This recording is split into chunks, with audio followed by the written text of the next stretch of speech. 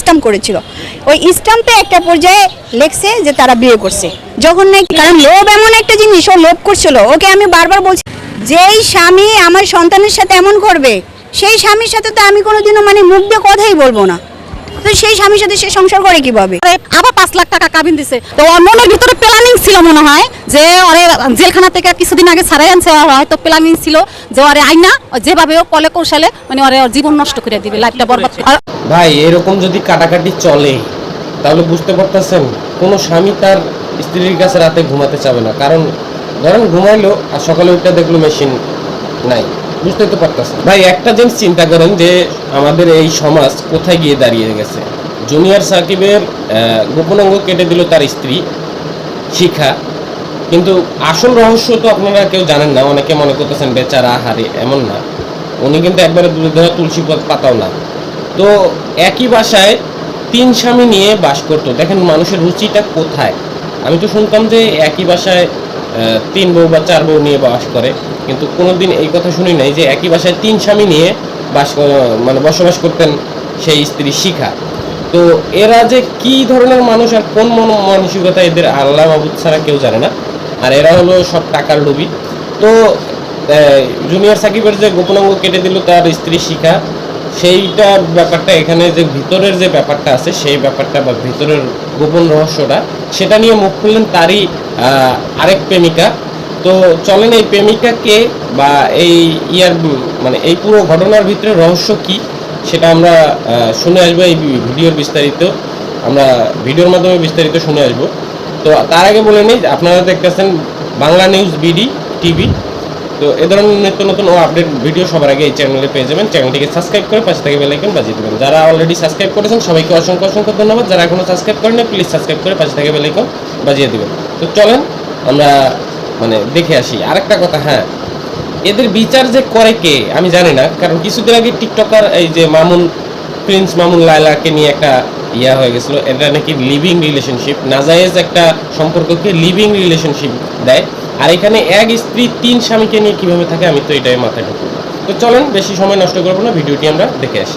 আবার 5 লাখ টাকা কাবিন দিছে। তো ওর মনের ভিতরে প্ল্যানিং ছিল মনে হয় যে ওরে জেলখানা থেকে কিছুদিন আগে ছাড়াই আনছে। হয়তো প্ল্যানিং ছিল যে ওরে আইনা যেভাবে ও কলে কৌশলে মানে ওরে জীবন নষ্ট করে দিবে, লাইফটা বরবাদ করে। আর ওর সাথে কি হয়েছে, ওরে কি জানি খাওয়ায় ওরে ঘুমলায় রাখছে, রাইখা তারপরে কেটে ফেলছে, 2 টুকরা করছে। জানতে পারছে কিভাবে, আমার ছেলে ওই অবস্থায় আমার ছেলে পুলিশ ফাঁড়িতে যায়া মানে দৌড়ে যায়া পৌঁছাইছে। পৌঁছানোর পরে পুলিশরা যায়া ওটার ভিতরে পুলিশে যায়া মানে ওইটা উদ্ধার করে আনছে। ওই যে পরবর্তী ওই অংশটা উদ্ধার করে আনছে। আর শিখারে ধইরা নিয়ে মানে যে ইসে রাখছে, থানায় দিয়ে রাখছে। এখন কে? আমার ছেলের অবস্থা অনেক খারাপ। ও যে 5 লাখ টাকা চাইছে, আমার যদি সেরকম তৈফক থাকতো আমি অনেক আগেই ওরে ছাড়াই দিতাম, আমার ছেলেরে বাঁচাই দিতাম। কিন্তু ওইটাও প্ল্যানিং করছে। 1 লাখ টাকা কাবিন করছে না কি করছে সেটা আমি সই নিছে বলতে পারি না। পরে আবার প্ল্যানিং করে ওরে ব্ল্যাকমেল করে আবার 5 লাখ টাকা কাবিন দিছে। আমার একদিন বলে যে আম্মা আমি যে 5 লাখ টাকা সাকিবের যে 5 লাখ টাকা কাবিন করছি, কিসের জন্য করছি জানেন? আমি কিসের জন্য করছো? করছি যে ও জীবনে আমার যাতে না ছাড়তে পারে। আর ওরে যে ভিডিও ছাড়তে দেয় না কিসের জন্য? যে ও কাজ করবে, টাকা কামাইবে, আমার ছেড়ে দিবে, বুঝছেন? এই কারণে মানে ওরে টাকাও কামাইতে দেয় না আর ভিডিও ছাড়তে দেয় না। ওটা কোনো বিয়ে না, ওটা হলো শিখার প্ল্যানিং করে মানে 2 দিন ওরে ওই এক লগে রাখে নাই। মানে তারপর দিনই ওর মারে নিয়ে ও প্ল্যানিং করে ওর মারে নিয়ে ওরে তালাক দেওয়াই দিছে। প্ল্যানিং মানে ওরে ফাঁসাইবে, যে যে কোনো একটা মামলা ওরে আবার ঢুকাইতে পারবে যে ওর এই পেশায় এটা জায়গায় ও বিয়ে করে, হয়তো এরকম একটা প্ল্যানিং করছে। চলে যায় না, চলে কি ওরকম তো 2 বা 3 বারই ও চলে গেছে। রাগ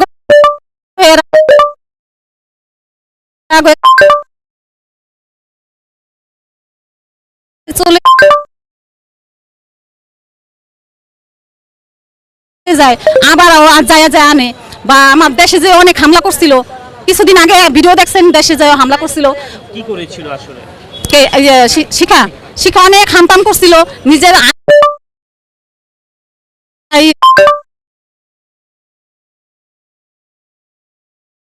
ড্রেসিং টেবিলের আয়নার সাথে, আমার ঘরের ড্রেসিং টেবিলের আয়নার সাথে মাথায় বাড়ি দিছে। আয়নাটা ভেঙে গেছে আর টুকরা এখানে লাগছে, কাইটাও গেছে।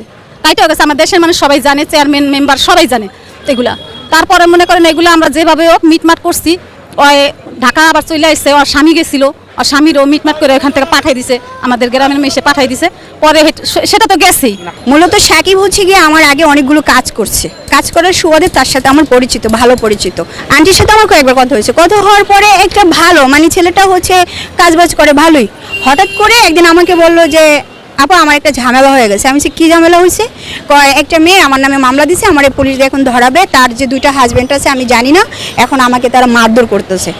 পরে আমি বলছি এখন তুমি থানায় গিয়ে আশ্রয় নাও। তখন ও থানায় গিয়ে আশ্রয় নিছে, নেওয়ার পরে পরবর্তীতে তো আমরা ঘটনাগুলো আপনারা ইতিমধ্যে সবাই জানতে পারছেন যে এই সমস্যাগুলো। তারপরে আমি ওরে বললাম সাকিব ঠিক আছে, বিয়ে যদি হয়ে থাকে তাহলে তোমরা সংসার করো। আর শিখাকেও বলছি, শিখাও আমারে ফোন দিছে, শিখা অনেকবার কথা বলছে যে আপু আমি ওরে ভালোবাসি এই আমি বলছি যদি ভালোবাসার উপরে তো আর কিছু নাই, ভালোই বাসো, অন্য কোনো ঝামেলা তোমরা জড়াইও না। পরবর্তীতে জানতে পারলাম আসলে ওরা বিয়ে করে নাই, ওরা একটা প্ল্যানিং করছিল ব্যবসা করবে, মিডিয়াতে 2জন কাজ করবে, সেই জন্য তারা একটা স্টাম্প করেছিল। ওই স্টাম্পে একটা পর্যায়ে লেখছে যে তারা বিয়ে করছে, যখন নাকি সাকিবের ক্যামেরাটা ওর ছেলে মেয়ে ভেঙে ফেলছে, শিকার ছেলে মেয়ে ক্যামেরা ভেঙে ফেলেছে। ভাঙার কারণে এখন সাকিব চাচ্ছে অন্য জায়গায় গিয়ে কাজ করবে, কারণ তার তো ফ্যামিলি আছে, ফ্যামিলি চালাতে হবে। এখন শিকা বলতেছে যে না অন্য জায়গায় গিয়ে কাজ করতে পারবে না।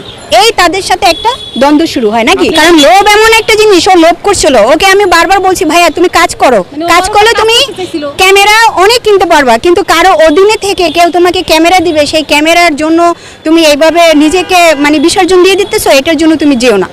ওরা আমি অনেক বুঝাইছি। আর এক মিনিট বুঝানোর পরে তারপরে হচ্ছে গিয়ে লাস্টে দেখা গেছে কি হলো, আস্তে আস্তে তার হাজবেন্ড বের হইলো, অনেকগুলো এই ঝামেলা হলো ওই ঝামেলা হলো। তারপরে আবার পরবর্তীতে শুনলাম শিখা ওরে জেলে দিয়ে দিল। তারপরে আবার আমার কাছে শিখা আবার আমাকে ফোন দিছে, আপু সাকিব তো জেলে চলে গেছে, আমার কাছে টাকা নাই, এখন আমার তো চলতে হবে। পরে আমি আবার শিখারে দিয়ে আমার কিছু কাজ করাইছি, আর অন্য মানুষের কাজ করছে, অনেক কাজ বাজ করছে। তখন শিখা আমাকে বলছে যে আপু এখন আমি কী করা যায়, মানে সমস্যাটা কি? সমস্যা হচ্ছে সাকিবের চরিত্র খারাপ। আমি বলছি ভাই আগে তো অনেক কাজ করছে, এমন তো চরিত্র খারাপ দেখি নেই, এখন ওর চরিত্র খারাপ কীভাবে হয়ে গেল? তারপরে আমি বললাম দেখো তুমি ওর হাজবেন্ড, তুমি ওকে কিছু শর্ত দাও, শর্ত দিয়ে তোমরা একসাথে মিটমাট করে নাও, কারণ যেই সমস্যা 2জনে মিলে সমাধান না করতে পারলে পৃথিবীর কেউ করতে পারবে না। তারপরে সে কিন্তু জেল থেকে নিয়ে আসে। পরে আমি জানতে পারলাম যে ওই যে একটা বিয়ের বিষয় যে ছিল, কারণ একটা দুনিয়ার মানুষ সবাই জেনে গেছে জুনিয়র সাকিব বিয়ে করছে, কোনো মেয়ে তো জেনে শুনে একটা বিবাহিত ছেলেকে বিয়ে করবে না, তাই না? তো যদি বিয়ে করেই থাকে তাহলে তো সাকিব বের হয়ে মেয়ের কাছে যাবে, শিখার কাছে কেন? কারণ ওই মেয়ের মামলায় কিন্তু সাকিবকে ধরছে, ঠিক আছে? তাহলে এই জিনিসটা কীভাবে হলো? পরবর্তীতে আমার একদিন ফোন দিল যে আপু আমাদের মধ্যে একটু ঝামেলা হইতেছে, তুমি একটু আসো। প্রতিদিন নিয়মিত আমার রাত 3টা 4টা 5টা পর্যন্ত এমন ফোন দিত। পরে আমি একদিন ভাবলাম যে আমারও ছিল যদি ওরা ভালো থাকে ঠিক আছে তাহলে আমি যাই। পরে আমি ওখানে গেলাম, যাওয়ার পরে 2জনকে প্রমিস করাইছি তোমরা মারামারি করবা না, 2জন মিলে সুন্দর করে থাকবা, তোমরা মিডিয়াতে কাজ করো, তুমিও কাজ করো, এভাবে কাজবাজ করে তোমরা উঠো। তারা বলছে আচ্ছা ঠিক আছে, আর কোনো রকমের কোনো ঝামেলা করবে না। আর ওইখানে এখন শর্ত দিছে কি, যেমন সাকিব যে জায়গায় থাকে ওই জায়গায় কিন্তু শিখার 2টা হাজবেন্ড, একই জায়গায় 2টা হাজবেন্ড, এ পাশে একজন এ পাশে একজন। এখন সকালবেলা দেখা গেছে দিন শেষে কিন্তু একজনের মুখ আরেকজনে দেখে, ঝামেলাটা তো হবেই। আর আরও একটা ঝামেলা আছে, যেমন শিখারও কিছু দর্শক আছে, সাকিবেরও আছে, এরা এদের বাড়িতে যায়, মানে যে বিষয়গুলো আমাকে বলছে, যে বিষয়গুলো নিয়ে তাদের মধ্যে একটা ঝগড়াঝাটি হয়। পরে শিখা আমাকে বলছিল কয়েকবার যে আপু আমি আসলে যদি ওর সাথে যদি আমি সংসার না করতে না পারি তখন কিন্তু আমি ওকে ছাড়বো না, তাহলে কি করবো, আমি ওরে মেরে ফেলবো। আমি কই ভাই এগুলো করো না, এগুলো না করে একজন আরেকজনকে বুঝাইলে জিনিসটা সমাধান হবে। তারপরে যাই হোক আমি গিয়ে 2জনকে ভালো করে সমাধান করে দিলাম। পরশু দিনে তাদের সাথে আমার কথা হয়েছে রাতে, কি হয়েছে আপু ইমরান আসছে ভিডিও করতেছে, সাথে কয়েকটা মেয়ে আসছে। পরে আমি বললাম তো মেয়ে আসে তো কী হয়েছে, তোমরাও কাজ করো, তোমরাও উঠো। এই কথা বলার পরে এখন আজকে এখানে এসে আমি ওরা জিজ্ঞেস করছি তোমার মেয়েকে তুমি কেন আনছো, তুমি তো বলছো তোমার মেয়ের সাথে সাকিবের একটা সমস্যা হয়েছে, তাহলে তুমি তোমার মেয়েকে কেন আনছো? যে মা সন্তানকে দিয়ে চুরি করাইতে পারে, যেই মা সন্তান যদি একটা অপরাধ হয়েও থাকে একটা বাচ্চা মেয়ে, সে পৃথিবী উল্টাই গেল সামনে আনবে না। তারপরও একটা বিষয় কি, যেই স্বামী আমার সন্তানের সাথে এমন করবে সেই স্বামীর সাথে তো আমি কোনোদিনও মানে মুখ দিয়ে কথাই বলবো না, তো সেই স্বামীর সাথে সে সংসার করে কিভাবে? আমি তাকে তখন বললাম যে শিখা তুমি কেন এত বড় একটা মিথ্যা অপবাদ দিলে, আমাদের মিডিয়া তো এটার জন্য বন্ধ হয়ে গেল গা। পরে বলতেছে যে আপু আসলে আমি মিডিয়া টিডিয়া বুঝি না, ওর কারণে আমার সব শেষ, আমি সাকিবকে ভালোবাসি, এখন যে কোনো কিছুর বিনিময়ে আমি সাকিবকে চাই। এখন লাস্টে সাকিব ওরে বলছে তুমি আমাকে ব্যবসা বাণিজ্য ধরাই দাও, আমি ব্যবসা বাণিজ্য করি, নয়তো এমনি কিভাবে বাঁচবো, নয়তো আমার বাইরে গিয়ে কাজ করতে দাও। এখন ব্যবসাও দেয় না, বাইরে গিয়ে কাজও করতে দেয় না, তাই না? এই ভিডিও বানাইতে দেয় না, ওরে কোনো কিছু করতে দেয় না, কাজকর্ম করতে দেয় না।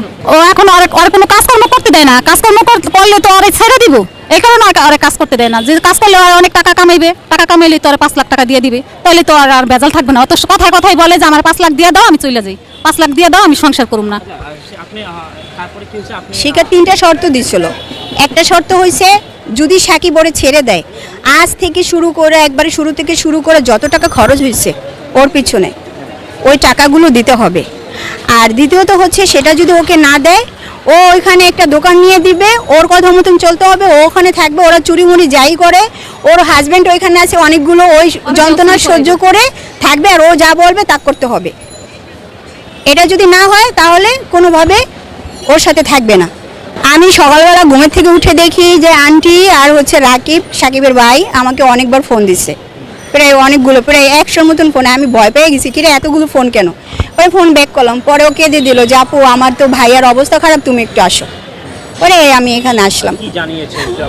আমি নিজের চোখে দেখলাম সাকিব একটা বক্তব্য দিছে, ওই অফিসারের কাছে দেখলাম। আর শিখা হচ্ছে গিয়ে তার স্থানটা যে কেটেছে ওইটা হাতে করে নিয়ে এইভাবে বসে আছে, তার হাতে আছে এখনো, মানে এখনো দেয় নাই, ওইটা সাকিবের হাতে, শিখার হাতে আছে। পরবর্তীতে মনে হয় আনছি কিনা জানি না, এখন হয়তো অপারেশনের জন্য আনছি কিনা আমি এটা জানি না, হয়তো আনতে পারে, কারণ আমি ভিডিওতে যেটা আর কি দেখেছি।